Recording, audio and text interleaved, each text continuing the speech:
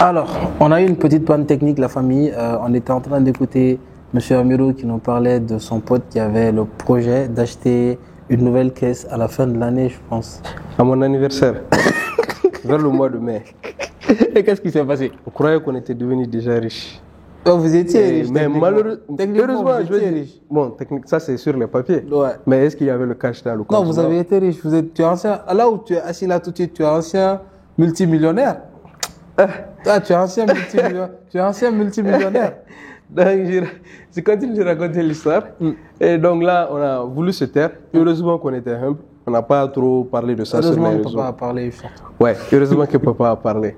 Donc, on n'a pas vraiment parlé de ça sur les réseaux. Dire que ouais, j'ai de l'argent, je sais, j'ai jamais fait ça. J'ai toujours été quelqu'un qui ferme sa bouche par rapport à ce genre de choses. Ouais. Même s'il y a des gens qui pensent que je suis arrogant. Mais en vrai, j'évite de parler de ce genre de choses. On va y venir, je pense. On a commencé à perdre de l'argent, on a perdu de l'argent, on ne comprenait pas pourquoi on perdait de l'argent, mais on perdait de l'argent.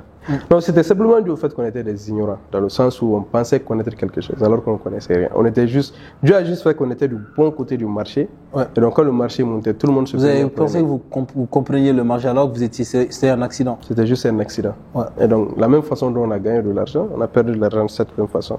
Pendant ce temps, indépendamment des cryptos, moi je continuais à apprendre le marché des devises, j'étais sur le Forex, et j'ai des amis, parmi notre groupe, il y avait que 3-4 personnes qui ont continué à faire du Forex. Les autres, les cryptocurrencies, les ont découragés. Bon, après, je ne sais pas s'ils font toujours ça, mais je sais que beaucoup parmi eux, quand même, ils ont arrêté de faire ces choses-là. Moi, j'ai continué sur ma lancée. Et au moment où je partais au Minnesota encore, ça trouvait que je commençais déjà à avoir une bonne compréhension du Forex. Je commençais pas vraiment à avoir des résultats consistants, mais je commençais à savoir comment les devises fonctionnaient. Voilà. Et donc, arrivé au Minnesota en 2019, j'étais avec Nabelo. Comme il n'y avait rien à faire là-bas, à part étudier seulement, j'avais le temps de me concentrer correctement et apprendre réellement cette chose. Et ça m'amène à dire aux gens qui écoutent ce podcast de savoir que votre milieu joue un rôle très important dans votre concrétisation dans la vie. Le tien a joué quel rôle? Je sais que Nabelo, c'est quelqu'un de très ambitieux, mais ton entourage, c'était composé de combien de personnes? Au Minnesota? Oui. Non, j'avais pas beaucoup d'amis. Parce que quand je dis l'entourage dans cette période, l'entourage, c'est aussi les personnes avec qui tu es en contact au téléphone. C'est des gens avec qui tu n'es pas forcément physiquement, mais c'est ton entourage. Donc, bon, si c'est ça, j'avais mes amis qui étaient au Texas là-bas. Ils étaient les plus proches d'autres amis. Mais ce sur quoi je voulais parler réellement, c'est il n'y avait pas de distraction. Je n'étais pas dans un milieu où je pouvais trop me distraire. Il y avait de la distraction, mais pas trop de distraction. Ouais, c'est curieux quand il dit qu'il était aux États-Unis pour les études et il ne trouvait pas trop de distraction là où il était. Plein de gens ne vont pas comprendre ça. C'est ça, les gens ne comprennent pas. Parce qu'on se dit, les États-Unis, quand tu veux te divertir, c'est the place to be. Non, c'est clair. Ouais. Je le dis toujours. Si j'étais au Texas, le temps que ça m'a pris avant de faire mon breakthrough, ça allait me prendre énormément plus de temps si j'étais au Texas. Parce que au Texas, j'avais accès à tout. Donc là, tu avais la chance d'être dans un village universitaire quasiment. Voilà, je n'étais pas distrait. Je pouvais travailler, apprendre. Donc c'est ce que je faisais. Et j'ai eu mon breakthrough en 2019. 2019, j'ai commencé à avoir mes premiers résultats. Je faisais du trading, je faisais ça avec Nabelo, on apprenait les deux ensemble. Et quand Covid a commencé en 2020, il y a eu les trucs de confinement, tout ça. Ça c'est moi que les gens de mon université, les jeunes ont commencé à s'intéresser au trading. Mais moi, j'étais déjà très avancé par rapport à ça. Avec ouais, c'est la première. Donc, on venait nous casser les oreilles. Trading, nous, on a dit, tiens, il faut laisser cette affaire-là. C'est pas bon. Non, c'est ce qu'il y a là. Depuis 2017, 2016, 2017, moi, je suis là, je n'ai rien eu dedans. Vous venez de 2020, vous allez faire quelque chose de là. Donc, je me suis écarté de ce genre de personnes-là. Continuer à apprendre. Après, on découvre qu'il y a des fonds d'investissement qui peuvent financer les gens. Il fait un effet levier pour toi. Un effet de levier pour moi. Je fais le test. Je commence déjà avec un compte de $10 000 que je valide. Je me fais financer. Nabelo voit ça, il est content. Il fait la même chose. Après, on va pour les grands comptes de $100 000. On les valide aussi. Dans la même semaine, je crois que c'est dans la même semaine que Nabelo et moi, on était financés au même moment. Donc, c'était la fête. On était très contents. Tu ne peux pas imaginer. C'est comme si tu vois tous les efforts pour lesquels tu as travaillé là, ça commence à faire. Voilà, c'est ça. Donc, c'est ce qui s'est passé en réalité. Et depuis en ce moment, on a commencé à voler de nos propres ailes. Et chacun est parti un peu de son côté. Mais qu'est-ce qui a changé entre-temps? Le fait d'avoir un financement, parce que moi je me dis que c'est un effet levier. Mais qu'est-ce qui a changé réellement? Parce qu'il y a des gens qui disent dans le trading, Ça, c'est des notions peut-être qu'on n'a pas pris le temps de développer. Il y a ce qu'on appelle les day trades. Ok. Et je pense qu'il y a des trades de plus long terme où tu investis dans une boîte. Mais est-ce que tu peux nous expliquer un peu la différence pour que je puisse mieux poser ma question? Faut pas que je donne mon secret aux Maliens. Ok, free games pour vous, les gars. Ok, je vais expliquer. En réalité, pourquoi les gens ne font pas de l'argent dans le trading? Tu vois, la majeure partie des gens, ils vont commencer à trader avec des petits comptes. Des comptes de $500, $1000, leur propre fonds. Et ils vont se dire que, ouais, avec $1000, leur objectif, c'est d'essayer au moins de multiplier leur argent. Alors que les traders, si tu tapes sur Google, les hedge funds, les grands traders, eux, ils font en moyenne 15% par an maximum. Okay. Ça, c'est beaucoup d'argent pour quelqu'un qui est vraiment rentable. 15%, c'est énormément d'argent. Ok, 15% de revenus sur les trades que tu places. Sur retour sur l'investissement, dans le trading, c'est énormément d'argent. Wow. Parce que le S&P 500, c'est-à-dire l'index... l'index de comment on appelle ça, le stock market. S&P 500. Voilà, S&P 500. Ça génère entre 10 et 12%. Okay. Donc, si tu es un trader qui est très rentable, tu vas faire mieux que le S&P 500. Et en faisant mieux que le S&P 500, c'est quoi? Tu vois, c'est l'index des 500 plus grandes compagnies des États-Unis. Okay. C'est un mix, quoi. Toutes les compagnies, on fait un index et puis on traque la performance de ça. Tu peux investir sur ça, quoi. Ok, d'accord. Donc, si tu ne veux pas te casser la tête, tu veux juste investir sur le marché, tu vas investir dans le S&P 500, tu achètes et puis tu laisses. Mais si tu sais que tu veux faire plus que ça, là, tu deviens un trader qui est rentable, tu essaies de faire plus que le S&P 500. 15%, c'est raisonnable. Donc, ça fait plus d'efforts d'analyse pour toi? Bien sûr. Okay. Parce que la vérité, c'est quoi? C'est que pour faire de l'argent, il faut risquer de l'argent. Okay. Bon, je te donne un exemple de 2 personnes. Toi, tu as travaillé toute ta vie. Disons que tu as économisé 500 millions. Tu viens me voir, tu dis, ah, Amiro, je voudrais que tu investisses mon argent pour moi.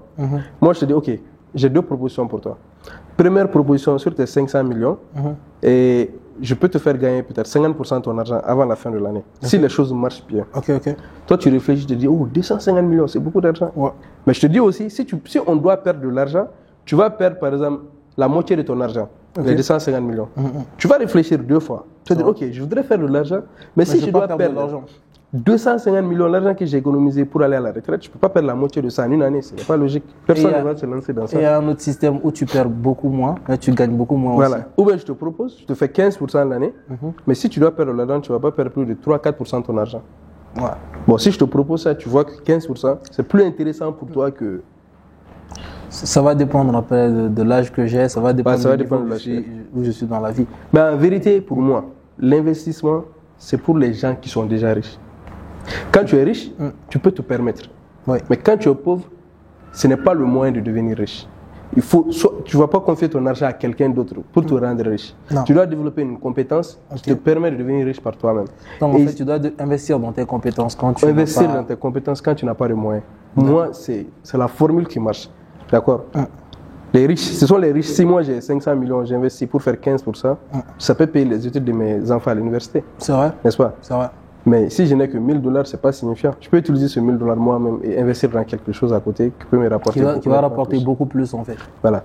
Donc si tu regardes le trading de ce point de vue, tu vas te poser la question, comment est-ce que les jeunes qui ont $1000, $2000 font de l'argent ou bien vivent du trading? Non, ils ne peuvent pas. Ils ne peuvent pas. Maintenant, ce qu'ils font, ils peuvent se faire financer. Ok. Et quand maintenant, moi, je me fais financer par une compagnie qui met $100 000 à ma disposition, chaque fois que je gagne de l'argent à la fin du mois, on partage les bénéfices. Les bénéfices sont partagés. Partons même du principe que le fonds d'investissement me donne seulement 50%, ce que je mets. $100 000, 50, et je fais, disons qu'à la fin du mois, j'ai un bénéfice de 3%. 3% sur $100 000, ça te fait $3 000. Ouais. Si j'ai 50% de ça, ça fait $1500. C'est vrai. $1500, c'est 1 million de francs, c'est pas négligeable. C'est vrai. Imagine si tu as 200 000 $. Et tu fais tout ça d'ici. Imagine si tu as un compte de 200 000 $, 300 000 $, 400 000 $, 500 000 $, un compte de $1 million, si tu fais 2% de $1 million. Est-ce que tu as des comptes à $1 million? Bien sûr. Hey! Je peux faire mes têtes. Les Maliens sont là. On va parler de ces choses-là. Mais la vérité, c'est que ça, en fait. Et là, maintenant, tu vas te poser la question, ah ok, est-ce que c'est difficile de se faire, d'avoir ces comptes-là, est-ce que c'est pas extra? Non. Imagine, j'ai le groupe que j'ai créé, de Halal Winning Team, notre compagnie que j'ai créée ici au Mali, avec le nombre de personnes que j'ai formées. On a eu tellement de certificats, tellement de personnes qui se sont fait former, on a été obligé de créer un groupe pour juste passer leur certificat. Tu peux croire ça? Wow. On a été obligé de créer un groupe pour mettre leur certificat là-bas. Mais moi, et ça, c'est documenté, c'est vérifiable. N'importe qui peut aller là-bas pour aller voir ce qu'on a fait. Moi, je discute beaucoup avec un de mes amis qui s'appelle Kourechi. On parle beaucoup d'opportunités, de marketing, on parle de tout et de rien à la fois. Et une fois dans la discussion, il est revenu qu'en fait, pourquoi les traders gagnent si bien leur vie, mais sont obligés de vendre des formations. Et tu te dis qu'il y a beaucoup d'efforts de marketing pour pouvoir vendre des formations. Est-ce que c'est vraiment rentable si l'effort est là? Pourquoi l'effort n'est... Pourquoi faire des efforts? Tu gagnes déjà bien ta vie. Pourquoi tu veux te casser la tête en fait à faire des formations? Non, en vérité, moi je pense que c'est pas la bonne façon de voir les choses. Je prends un exemple sur toi-même. Okay. Toi-même, tu as un cousin là, à Rawani. Ouais. Il y a moins de, je pense, même pas 3 semaines. Ouais. De cette année, du début de l'année jusqu'à aujourd'hui, Rawani, il avait fait des bénéfices 2 fois où on pensait qu'il allait avoir des problèmes, il n'a pas eu de problème. La première fois, il a retiré plus de 18 millions de francs CFA sur le marché, une première fois. Une deuxième fois, ça c'est récent, il a retiré 15 000 $. Il allait même avoir des problèmes, on a été obligé de le soutenir pour que la compagnie lui paye son argent. Okay. Si des gens comme Rawani, regarde, Rawani aujourd'hui, il peut faire de l'argent sur le marché lui-même, il n'a pas besoin de quelqu'un pour faire ça. Mais imagine s'il n'avait pas trouvé quelqu'un qui était là pour l'aider à se former et arriver là où il allait être aujourd'hui. Est-ce que Rawani va avoir le même discours que toi, ton ami qui est en train de dire « Ah, celui qui gagne sa vie avec le travail, est-ce qu'il a besoin de faire de formation ?» Est-ce que Rawani va avoir la même pensée que cette personne-là? Non. Non, ils ne peuvent pas avoir la même pensée. Parce que Rawani donne de l'importance à l'éducation. Il sait que pour arriver là où il doit arriver, il doit se former. Et il doit apprendre de quelqu'un qui a fait ce qu'il veut faire. C'est logique. On dit qu'il y a 3 façons d'apprendre. Il y a 3 personnes chez qui il faut apprendre. La première personne chez qui il faut apprendre de quelqu'un qui l'a déjà fait et qui a aidé quelqu'un d'autre à le faire. Okay. Cette personne est qualifiée pour t'enseigner. Okay. La deuxième personne, c'est d'apprendre de quelqu'un qui n'a pas fait, mais qui a aidé quelqu'un pour le faire. Okay. Cette personne peut t'aider parce que cette personne, même si elle n'a pas fait elle-même, elle a aidé quelqu'un à le faire. Donc, elle sait comment ça se fait. Elle sait comment ça se fait. Et la troisième personne, c'est d'apprendre de quelqu'un qui l'a fait mais qui n'a jamais aidé quelqu'un. Parce que toi, tu regardes de ton propre point de vue. Moi, j'ai besoin de quelque chose. Si lui, il est fort dedans, mais il n'a jamais enseigné quelqu'un, il ne sait pas comment transmettre le savoir, toi, tu perds ton temps. Tu peux le payer, il est peut-être fort dans son domaine, mais il n'a pas la pédagogie pour t'enseigner. Et toi, tu as besoin de cette information. Mais si la personne, peut-être, n'a pas les mêmes résultats que toi, tu cherches, mais il a formé des gens qui ont des résultats, tu peux aller chez lui. Parce que tu sais que tu peux avoir des résultats. Et le summum, c'est d'avoir quelqu'un qui l'a déjà fait et quelqu'un qui peut... Il a aidé quelqu'un d'autre à le faire. Et donc, quand tu as un système qui est prouvé, pourquoi réinventer la roue? Pourquoi aller essayer de réinventer la roue? Et pour répondre à ton ami, je lui dirais, en fait, même nous, notre groupe de trading là, ça a été créé en 2019. C'était en mars 2019. C'est traqué, il peut aller, n'importe qui a accès à moi, mais tu peux aller traquer ça. Tu vas voir que c'est uniquement quand j'ai été financé à hauteur de 100 000 $ que j'ai commencé à enseigner. Non. Parce que je me disais, si je l'ai fait, je peux transmettre ce savoir. Mais tu ne peux pas transmettre le savoir que toi-même tu n'as pas fait. Ça partait de quelle intention de faire en groupe? Moi, je me dis, toi, tu es un businessman. Je te vois comme un businessman. Je me dis, le businessman, il évite de perdre son temps. Surtout, like, on top of all, il évite de perdre son temps. Pour moi, ce serait quoi perdre mon temps? Ce serait de faire un deuxième business qui me prend autant de temps que mon business principal, mais qui ne me rapporte pas nécessairement plus. Donc, je veux savoir, la formation, c'est parti d'une opportunité de business réel de faire plus que dans le trading, ou c'est parti du sentiment de vouloir aider d'autres gens à atteindre leur liberté financière? C'est parti du sentiment de vouloir aider d'autres personnes. Toutes les personnes qui réussissent dans le trading, à un moment donné, ça va t'ennuyer d'être là seulement à ne rien faire. Regarde, j'ai l'habitude de dire aux gens que je suis un homme au foyer. Je ne fais rien de ma journée, je suis juste à la maison. Et quand, en fait, c'est ce que je dis tout le temps. Chaque fois que tu arrives à enseigner, et puis le fait d'enseigner, ça te pousse à devenir meilleur que toi-même. Tu as un objectif de vie, quoi. Ça, c'est un aspect qui est très important. Indépendamment de l'argent, l'impact que tu fais va beaucoup te toucher, en fait. Quand les gens te font des retours et te disent « Ah, grâce à toi, j'ai fait ça, grâce à toi, j'ai fait ça. » Tu trouves ça plus gratifiant, en fait, que le simple fait de gagner de l'argent, simplement? L'argent, ça va, ça vient. Mais dis-moi, tes formations sont à combien sur le... C'est cher. Vous voyez que les intentions sont un tout petit peu moins pures maintenant. Mais c'est logique. Non, c'est très très logique. Dis-moi. Toi, tu vas à l'université, n'est-ce pas? Toi, tu vas à l'université, tu dépenses des millions à l'université. À la fin de la journée, tu n'as pas d'emploi. C'est vrai. Tu es obligé de te casser encore la tête pour chercher un emploi. Mais si tu vas quelque part, quelqu'un qui t'enseigne une compétence qui te permet de devenir financièrement indépendant à vie, par toi-même. Tu ne peux pas payer cette personne, tu ne peux pas payer pour ça en fait. Ça, c'est la vérité. Je prends l'exemple même de Arawani. Arawani qui a retiré plus de 18 millions. S'il n'avait pas fait une formation de qualité, il n'allait jamais pouvoir faire ça. Est-ce qu'Arawani a payé 18 millions pour se former dans le terrain? Non. Il a payé combien? Je ne sais pas. Et toute sa vie, là, tout l'argent qu'il va continuer à faire pour le reste de sa vie, son mentor n'a pas le contrôle sur ça. Ou bien, c'est vrai. Arawani, il peut enseigner tous les enfants de leur famille, ses cousins, il peut les enseigner le trading, ses meilleurs amis, il peut les enseigner. Qu'est-ce qui l'empêche de le faire? C'est un savoir qui est là, qui ne va jamais partir. Tu vois? Ce qu'il paye là, c'est vraiment minime comparé à ce que tu peux recevoir. Si tu sais comment profiter de la discipline et bien interpréter l'information que tu donnes. Si tu as un système qui est prouvé, tu ne peux pas faillir. Non, c'est logique. Moi, je te l'accorde. Après, quand je vois tous tes posts en fait sur Facebook, c'est plus comme ça, je pense qu'on a commencé à interagir en fait. Okay. Je vois qu'il y a surtout deux bords parce que tu ne te gênes pas de mettre à sa place toute personne qui met un doute sur sur ta morale. Okay. Mais je vois qu'il y a des gens qui sont là pour rigoler et il y a des gens qui sont plus là, ils te félicitent la plupart du temps et ils te proposent des postes. Il y a des gens qui disent que si tu étais à tel poste, le Mali se porterait mieux. Qu'est-ce que tu penses?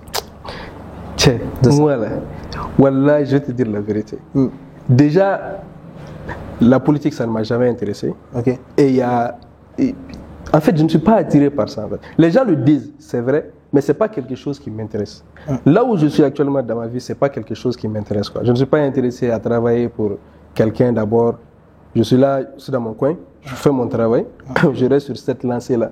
Peut-être que je vais changer d'avis plus tard, mais pour l'instant, je suis dans ça. Et si je devais commencer à faire des activités, moi, les opportunités, ça ne me manque pas. Quelqu'un qui a étudié aux États-Unis, dès que moi, je suis arrivé ici à Bamako avant mon diplôme. Tu peux croire ça? Je vois. Jusqu'à aujourd'hui, mon diplôme, là, ce n'est pas arrivé à Bamako d'abord. C'est récemment que j'ai demandé à propos de ça. Qu'est-ce que tu penses de la grande vague de traders qui lancent des formations à 150 000 via les influenceurs? Moi, je leur vois parler de choses et d'autres, mais est-ce que tu en as vu et qu'est-ce que tu en penses?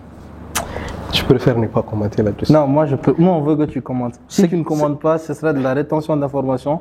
Peut-être que s'ils sont dans le faux, tu aiderais des gens à sortir du faux. Okay. Et s'ils sont dans le vrai, tu encouragerais des gens sur leur lancée. Ce que je dis, la valeur, c'est ce que tu reçois. Et le prix, c'est ce que tu payes. Il y a une très grande différence. Quelqu'un peut être très, très, très, très talentueux. Peut-être à ses débuts, il va faire des formations à un certain prix parce qu'il n'est pas connu d'abord. Le jour où il sera connu, ces formations vont changer de prix. Il va augmenter considérablement son prix. Okay. Donc, la valeur, c'est ce que tu reçois. Le prix, c'est ce que tu payes. Okay. Maintenant, à toi de faire attention à là où tu es en train d'aller donner ton argent. Mais la vérité est qu'encore une fois, comme je te l'ai dit, avant d'apprendre quelqu'un, prends le temps d'auditer son travail. C'est aussi simple que ça. Okay. Si tu audites le travail de quelqu'un, tu regardes. Si la personne est transparente, c'est très important. La transparence, c'est très important. Par exemple, moi, tous les trades que je prends, même chaque lundi soir que je fais, nous, on a une session avec nos membres, les gens que j'ai eu à former. On fait une session de plus de 1 heure, 2 heures de temps. Je vais sur le graphe. Voici ce que je regarde pour la semaine. Voici les trades que je prendrai. Si le marché nous donne ces opportunités, si je fais de l'argent, ils le savent. Si je perds de l'argent aussi, ils le savent. Et tu ne vas jamais rencontrer quelqu'un que moi j'ai eu à former. Te dire que moi je ne connais pas quelque chose. Tu sais qu'à quoi. Ça, c'est une itina ou même sauf si la personne est de mauvaise foi. Mais alhamdoulilah, je pense que je suis en de très bons termes avec les gens que j'ai eu à former. Mais chaque lundi soir, moi je fais des analyses et indépendamment de ça aussi, sur le groupe principal aussi, là où c'est gratuit, je fais aussi des analyses que je partage gratuitement avec les gens. Et tout le monde est là, tout le monde regarde ce que tu fais. Si tu vois que tu triches là, on ne peut pas t'auditer. Si on peut t'auditer, tu ne peux pas tricher, n'est-ce pas? Et ces gens, si tu vas apprendre quelqu'un, rassure-toi que c'est quelqu'un qui est transparent. C'est pas quelqu'un qui va aller faire des choses et revenir te dire j'ai fait ça. Alors que c'est le travail d'une autre personne, c'est plagié. Non, pas forcément ça. Pas forcément ça. Parce que sur le marché, je peux mentir que j'ai fait. Par exemple, je te donne un exemple. Si moi je me cache pour aller prendre 10 trades, sur 10 trades je gagne 4, je perds 6. Et les 4 que j'ai gagnés, je viens te montrer seulement les 4 que j'ai gagnés. Tu vas croire que je suis bon. Alors que j'ai perdu 6. Mais toi, tu n'es pas au courant de ça. C'est vrai. Moi, je ne fais pas ça. Moi, si je gagne, tu sais que j'ai gagné. Comment on reconnaît un bon trader? Un bon trader, c'est quelqu'un d'abord qui est transparent dans son approche sur le marché et qui a une approche logique aussi du marché. Okay. Maintenant, il y a beaucoup de personnes, il y a 1 million de façons de trader sur le marché du Forex. Tu ne peux pas quantifier une stratégie spécifique pour dire que ouais, ça c'est la seule stratégie qui marche sur le marché. Toutes les personnes, tout le monde a sa façon d'interpréter le marché, quoi. Ouais. Tu vois. Et quand la personne a une certaine consistance, tu sais que la personne est un bon trader. Si la majeure partie du temps, les prédictions que la personne arrive à faire sur le marché donnent fond. Donc c'est le ratio. Si la personne a un bon ratio de gain, un bon ratio d'analyse. Oui, généralement. D'accord. Mais il faut que la personne soit transparente. Okay. C'est la seule façon pour toi d'auditer cette personne-là. Si la personne n'est pas transparente, tu ne peux pas savoir si c'est un bon trader ou si ce n'est pas un bon trader. Et moi, j'avais envie, je vais le dire tout de suite devant la caméra pour que tu sois un peu contraint. En fait, qu'on fasse un peu une série de podcasts sur les différents arnaques qui sont venus et sous quelle forme ils sont venus. Tu vois. Mais je pense que ça va être long si on commence à parler de ça là tout de suite. Mais je veux savoir, qu'est-ce que tu as à dire en fait à quelqu'un qui croit en l'argent facile et qui veut commencer à trader pour ça? L'argent facile, je regarde la caméra. L'argent facile, ça n'existe pas. Faut laisser ça. Vous allez vous blesser pour rien. Le Malien est très émotionnel. Ça, c'est la vérité. Le Malien est très, très émotionnel. Le Malien croit à l'argent facile. Même ceux qui nous voient faire de l'argent sur le marché, par exemple, si je dis à quelqu'un, OK, j'ai fait 10 millions de francs cette fois sur le marché, il va croire que j'ai fait ça de façon facile, quoi.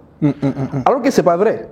Avant d'arriver là-bas, j'ai été financé par des institutions. Il n'y a que 5% des gens qui sont financés par les institutions. 5%. Tu prends le monde entier, il n'y a que 5%. Tout le monde ne peut pas devenir trader. N'est-ce pas? C'est arrivé d'abord à ce stade-là que je peux me permettre de faire ça.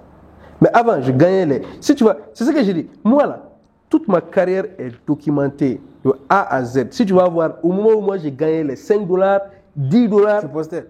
Tout est documenté, ma vie est documentée. Ça, c'est la meilleure chose à propos de moi. C'est-à-dire tout est documenté. C'est dans le groupe. Tu vas voir qu'Amirou gagnait, au moment où j'ai gagné les $100, les $50, jusqu'à où j'ai commencé à gagner les $1000, $5000, les $10 000. Tout est documenté. Et c'est ce qui te permet en fait de parler librement d'argent ou c'est autre chose? Bon, j'ai toujours été quelqu'un qui est vocal. J'ai toujours parlé sans complexe. Quand quelque chose me vient en tête, je trouve que c'est normal pour moi de partager ça avec la communauté. Je le fais seulement. Mais tu n'as pas peur du mauvais jeu, comme le dit le vieux. Par exemple, en tant que jeune millionnaire, même si tu ne le dis pas comme ça, que tu ne fais pas grand-chose de tes marchés. Arrête de dire aux gens que j'ai de l'argent. Arrête, je ne veux pas ça. Il a l'argent, mais je ne veux plus vous dire. Arrête, je n'ai pas d'argent. Si tu n'as pas peur que ça attire le mauvais jeu, ça ne t'a jamais attiré de mauvaises expériences? Si ou ça peut arriver. Pièges sociaux? S'il y a des gens qui ont essayé de me mettre dans des pièges, c'est arrivé par le passé. J'ai appris de l'expérience que tout le monde n'est pas forcément ton ami. Et concernant même spécialement les marchés financiers, bon, en général, ma source de revenus n'est pas vraiment associée à quelqu'un. Je ne sais pas. De ce côté, je ne sais pas comment la personne va faire pour m'atteindre. Parce que, je vois ce que tu veux dire. Voilà, ma source de revenus n'est pas dépendante d'une personne, quoi. Dépendante de ce que le marché me donne comme bien. Tant que le marché est en mouvement, toi, tu peux faire de l'argent. Voilà. Maintenant, la vérité, c'est quoi? C'est que ce que j'ai remarqué avec moi-même, ce n'est pas le mauvais eux. C'est que je dois faire attention à tout ce que je fais, à tout ce que je dis. Parce que les marchés, ce n'est pas évident. Des fois, tu peux être dans une période où tu fais énormément d'argent. Ça peut arriver que je peux être dans une croissance où je fais beaucoup d'argent et je me crois comme un dieu, disant que ouais, je maîtrise les marchés mieux que tout le monde. Mais après, tu vas voir qu'il y a une séquence qui va suivre où je vais commencer à perdre beaucoup d'argent. Et là, ça va commencer à me frustrer. Et ce qui se fait, c'est que tu vas vivre sur fonds propres. Tu es là en train de vivre sur fonds propres parce que le marché n'est pas en train de te donner quelque chose. Et les gens continuent de croire que toi... Tu vis sur tes économies. Tu vis sur tes économies. C'est ça aussi le danger du... C'est qu'il y a une pente descendante. C'est ça le danger du trading. Trading, c'est que ce n'est pas tous les mois que tu seras rentable. Ça, c'est... Mais sauf que quand tu as un bon mois, ça peut te nourrir pendant 6 mois. Et moi, je vis au Mali, je n'ai pas de dépenses. Si je fais un très bon mois, ça peut me nourrir pendant 1 année, je n'ai pas de problème. Ça veut dire que si je fais 2 bons mois, je peux faire même les 8 mois qui suivent sans faire d'argent. Ça ne va pas impacter mon niveau de vie. Tu comprends? Mais après, après, le marché va se rétablir, après, je vais faire de l'argent. Donc, de ce point de vue, ça peut me perturber un peu. Et si je ne fais pas attention, par exemple, à ma fréquentation, et quand tout va bien, la façon dont je dépense, si je change ça, disant que ouais, l'argent rentre seulement, je suis en train de m'amuser, je dépense n'importe comment. Au moment où les choses s'arrêtent et que je dois m'ajuster à la nouvelle tendance du marché, je ne peux pas continuer le même train de vie. Parce que ça va m'affecter émotionnellement et me dire, faut faire attention. Tu ne sais pas quand est-ce que le marché va revenir, donc tu ne peux pas dépenser comme ça. C'est pourquoi j'essaie d'être très très humble. J'ai un même niveau de vie. Que je fasse de l'argent, que je perde de l'argent, je maintiens le même niveau de vie et je n'ai pas de problème. J'évite de me mettre dans des trucs où tu essaies de te faire voir. Ça, ce n'est pas mon business. Je ne suis pas dedans. D'accord. Comme tu l'as dit, je suis un comédien. Je fais ma comédie sur Facebook, tu n'as pas de problème. On est entre comédiens alors. On est entre comédiens. Alors, bro, moi je pense que ce serait bien qu'on aborde ces sujets-là dans d'autres podcasts. Mais je pense que sur un overview, je ne sais pas s'il y a un truc que tu voulais mentionner, donc que je n'ai pas abordé ici. Non, je pense qu'on a, en tout cas par rapport à moi, je pense qu'on a pratiquement touché. On a fait le tour, hein? On a pratiquement tout touché. D'accord. Lorsque j'ai fini les études, j'ai pris ma valise. Je suis retourné au pays, pensant que je suis arrivé. Les filles vont savoir que tu es marié, je vais leur dire. Ça, c'est pas un problème. Et je vais leur dire. Juste. En tout cas, ça, ce n'est pas un problème. Je suis marié, mesdames. Ça, ce n'est pas un problème. Alors, je pense qu'on a fait le tour. C'était un plaisir de t'avoir. Si tu as un dernier mot pour notre audience. Oui. Bah, la caméra, c'est là. Merci d'avoir écouté ce podcast. J'espère que ça va énormément vous aider. On aura l'opportunité de revenir sur beaucoup d'autres choses dans le futur. Avec Steve, on va faire beaucoup de podcasts et je suis sûr que ça peut un peu influencer la jeunesse à s'intéresser aux finances et à comprendre que la liberté financière se prépare. On ne se lève pas du jour, ce n'est pas un accident. Tu ne te lèves pas du jour au lendemain pour devenir riche ou pour avoir ta liberté financière. Ça doit se préparer. Et dans cette perspective, nous allons faire des podcasts et donner des conseils, voir comment vous pouvez les utiliser. Ça veut dire, Loki, que vous devez vous préparer à payer pour les podcasts, les gars.